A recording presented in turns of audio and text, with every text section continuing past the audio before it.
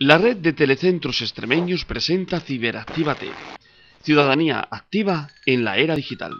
Las barreras entre el espacio online y offline se vuelven cada vez más finas y permeables, lo que supone una gran oportunidad para actuar a favor de causas y proyectos justos. La red juega un importante papel como motor e impulsor de la creación de redes y como espacio para sumar esfuerzos y actuar a favor de otro mundo es posible. Conecta tu causa con el mundo.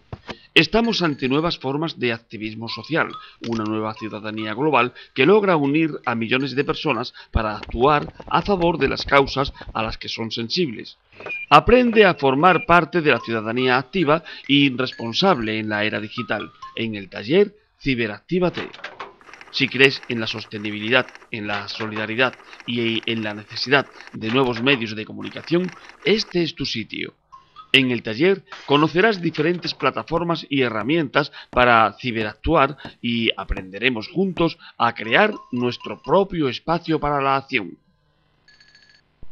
Red de Telecentros Extremeños.